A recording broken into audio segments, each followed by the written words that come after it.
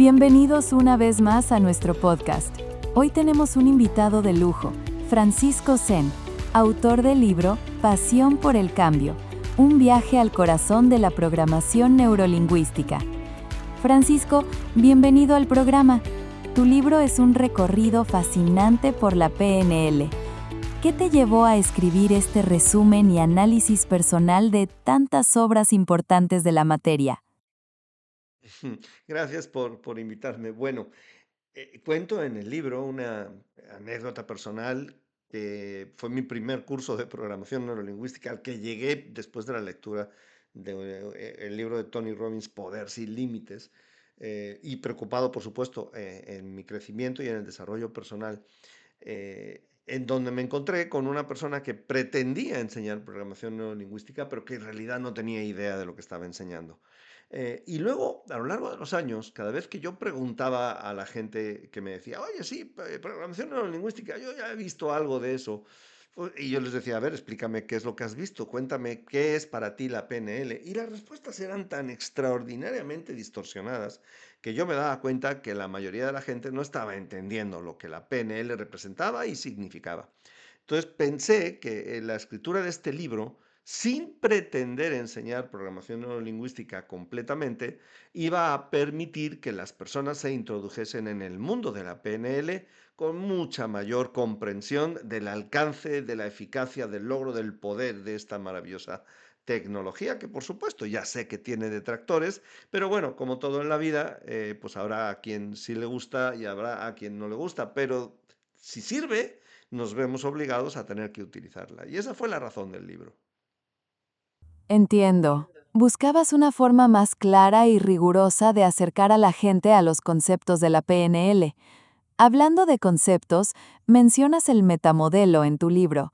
¿Podrías explicarnos de qué se trata y por qué es tan importante para la PNL? Claro, el metamodelo obedece a los descubrimientos de uno de los lingüistas vivos más importantes que existen, que es Noam Chomsky, que hablaba de la gramática transformacional. ¿Y a qué se refería con esto? A que nosotros vivimos una experiencia interna. O, bueno, vivimos una experiencia. Esa experiencia tiene una representación interna para nosotros que es eh, totalmente subjetiva en términos de interpretación hasta que nosotros le damos una interpretación. Para darle una interpretación a esa experiencia interna, utilizamos un lenguaje profundo. El lenguaje nos permite interpretarla, le da un significado para nosotros. Si digamos que yo estoy viviendo una experiencia de lo que se denomina amor, pero bueno, amor es una palabra, es una expresión superficial de lo que yo internamente estoy experimentando como amor. El problema que hay, ¿cuál es? Que la interpretación de la palabra amor es tan variada y tan dependiente de las experiencias personales de cualquier persona que oye la palabra amor, que el pensar que estamos hablando de lo mismo es una tontería. Como yo sé que yo tengo mi interpretación de amor y tú tienes la tuya, necesito averiguar para ayudarte cuál es la tuya, a qué llamas tu amor. Y eso se encuentra en tu experiencia, en tu interpretación profunda de tu experiencia.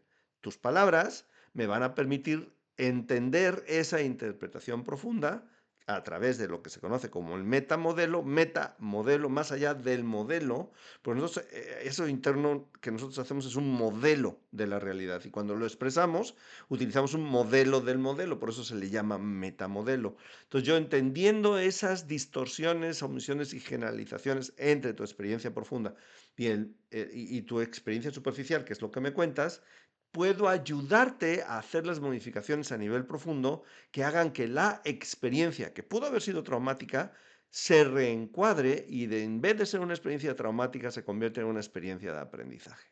Por eso es tan importante el metamodelo.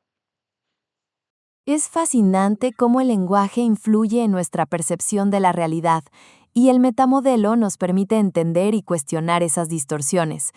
En tu libro también hablas sobre las submodalidades. ¿Podrías darnos algunos ejemplos de qué son y cómo podemos utilizarlas para cambiar nuestras percepciones? Sí, y es muy curioso lo que mencionas, porque si bien hablar de submodalidades que quiere decir las diferentes o distinciones que nosotros tenemos en nuestra representación interna de una experiencia, es algo que podemos averiguar a través del lenguaje. Por ejemplo, alguien que dice es que no lo veo claro, entonces de manera evidente nos está diciendo que para generar la experiencia interna o para expresarla, está utilizando el sistema de la vista, el sentido de la vista. Y otra persona que no oye las cosas naturales está utilizando el sentido del oído para expresar lo que está viviendo. Y los dos están viviendo la misma experiencia, pero uno lo expresa con, digamos, submodalidades visuales, claro, y el otro con submodalidades auditivas, natural. Entonces, ¿qué significa? Bueno, natural no es exactamente, pero bueno, el ejemplo es que utiliza el sistema del oído, ¿no? El sistema auditivo.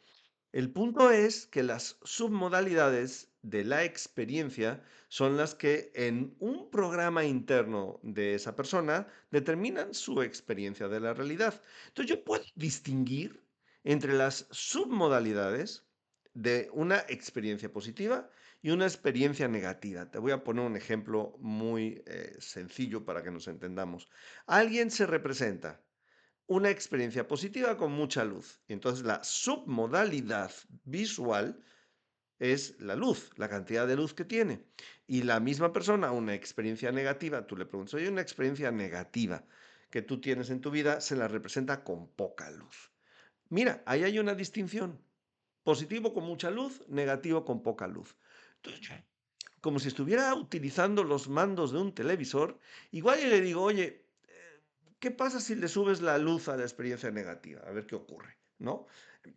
Estoy utilizando un ejemplo. En términos generales, subir la luz aumenta la intensidad. Entonces, a lo mejor a una experiencia negativa yo no le pediría que subiera la luz porque la hago más negativa. Pero, pero el propósito de mi ejemplo es que entendamos las diferencias que existen o las distinciones, como se llaman en PNL, de una experiencia interna y a otra experiencia interna. Y a eso le llamamos las submodalidades. Y son submodalidades porque las modalidades son los diferentes sentidos que nosotros tenemos para experimentar la realidad: el olfato, el tacto, la vista, el gusto y el oído. Y las submodalidades son las diferentes o las distinciones que puedo hacer dentro de cada modalidad. Ejemplo, en la modalidad visual yo puedo distinguir cosas como la distancia a la que se encuentra un objeto, la luminosidad, el color, la velocidad con la que se mueve. Todo eso lo distingo con la vista, con los ojos. Y por lo tanto, a todo ese tipo de distinciones se las denominaría submodalidades de la modalidad visual. Y así sucesivamente. Pasemos a la siguiente pregunta, sobre el reencuadre. Mencionas en tu libro la anécdota del directivo de Adobe que pateaba traseros. ¿Podrías explicarnos en qué consiste el reencuadre y cómo se aplicó en esa situación? Sí, cuidado que estoy poniendo un ejemplo muy concreto de un proceso más amplio que simple y sencillamente eliminar la culpa, porque sí, el propósito de enseñarle o de reencuadrar el pateo de traseros, el patear traseros, tiene que ver con que él estaba experimentando culpa y la culpa no le estaba permitiendo cambiar. Entonces yo lo que le quise decir es que toda conducta, que por cierto es una presuposición de la PNL, tiene un contexto en el que esa conducta es válida. Por ejemplo, la obsesión-compulsión, que tradicionalmente en la psicología clásica, en la psicología clínica, se considera como una disfunción en todas sus manifestaciones.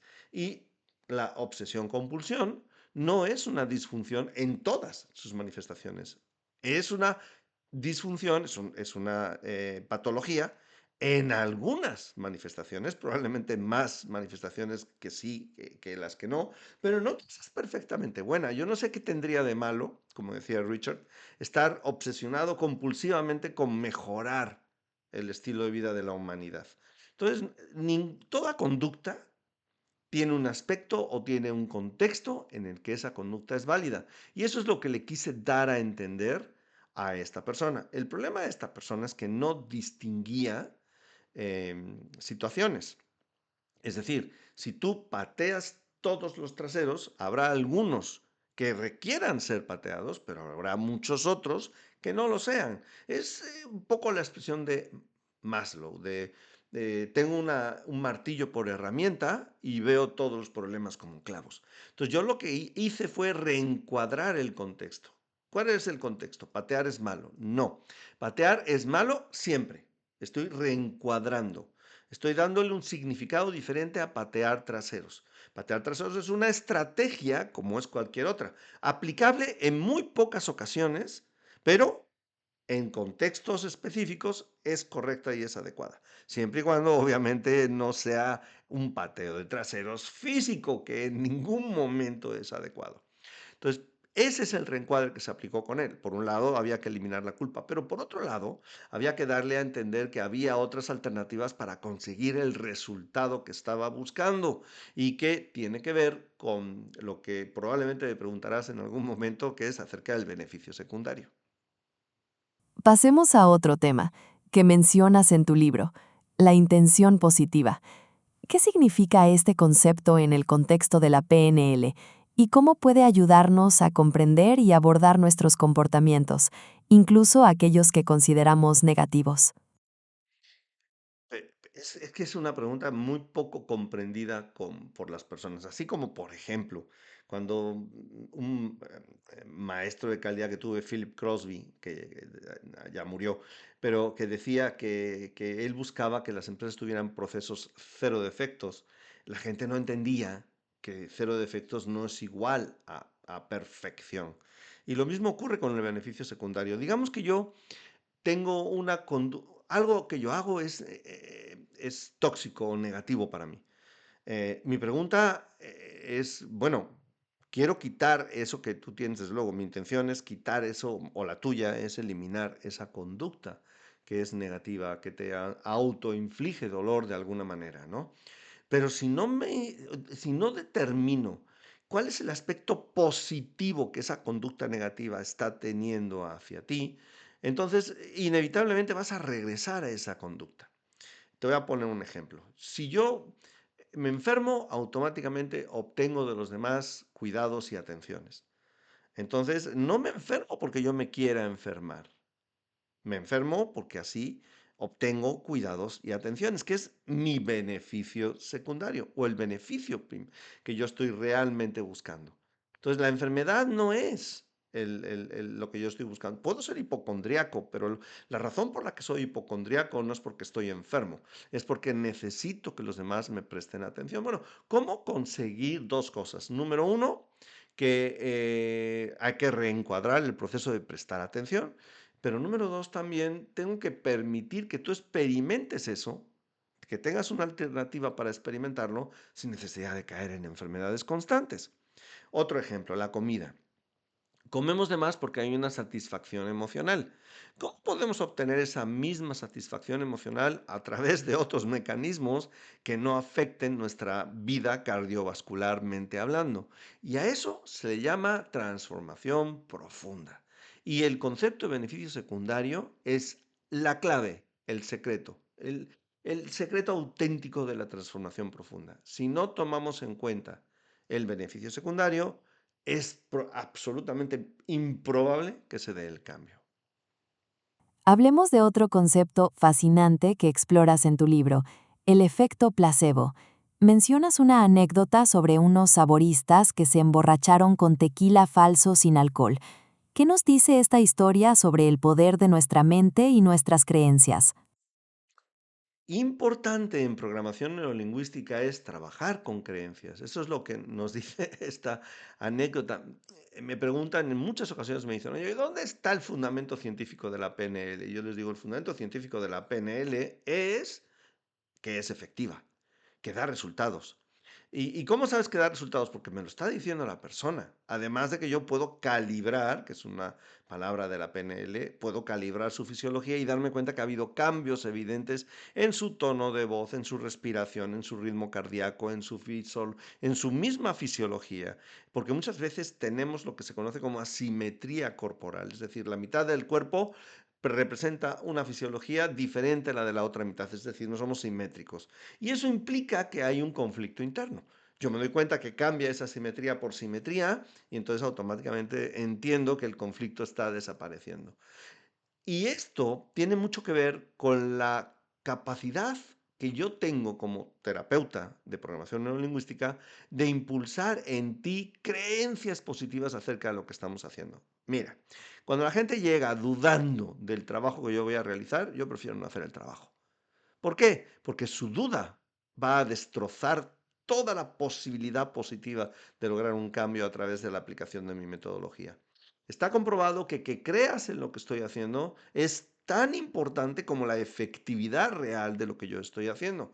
Entonces, el concepto de creencia o de efecto placebo se tiene que manejar en programación neurolingüística porque ya sea que opere a favor o ya sea que opere en contra, y en cualquiera de los dos casos es importante considerarlo.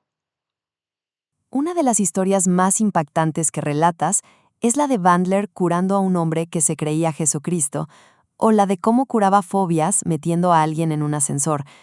¿Qué nos puedes decir sobre esas anécdotas y sobre la naturaleza de las creencias y las fobias según la PNL?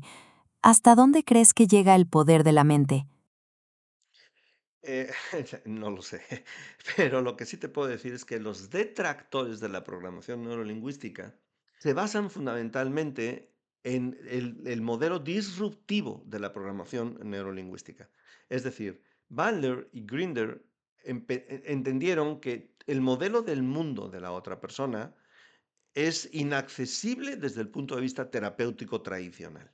Y por lo tanto, los cambios no son posibles, prácticamente son imposibles. Por eso, el porcentaje de efectividad que tiene una terapia clínica es del 90, de efectividad es del 5%, es decir, el 95% de los pacientes, después de años de estar en terapia, no van a demostrar ninguna mejoría en ninguno de los síntomas.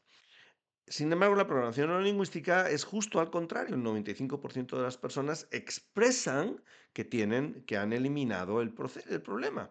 Entonces, el asunto en concreto tiene que ver con la capacidad de las personas o la capacidad del terapeuta de ser capaz de entrar en el modelo del mundo de la otra persona para sacarlo.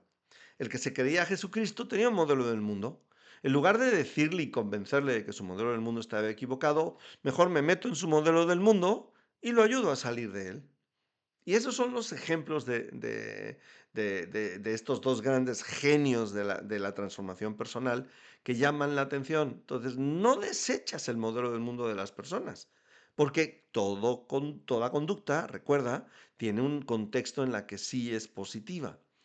Es decir, esa persona, el problema que tiene es que se está sintiendo Jesucristo 24 horas al día. ¿Tiene algo de malo sentirse Jesucristo? No, no tiene nada de malo. Mientras los demás no estén viviendo esa experiencia contigo 24 horas al día, habrá instantes en tu vida en que puedas percibir que eres Jesucristo, te lo digas a ti mismo, lo experimentes y sea perfectamente válido. Eso es entrar en el modelo del mundo de la otra persona con respeto y con amor. Es muy interesante tu punto de vista sobre el modelo del mundo de la otra persona y cómo la PNL busca integrarse en él en lugar de confrontarlo. Agradezco mucho tu perspectiva sobre estas historias. Y con esta profunda reflexión, llegamos al final de nuestra entrevista con Francisco Sen.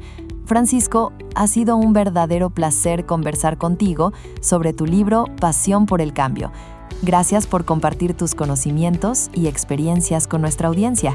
Y a todos los que nos escuchan, gracias por acompañarnos en este episodio de nuestro podcast. Hasta la próxima. Muchas gracias. Hasta la próxima.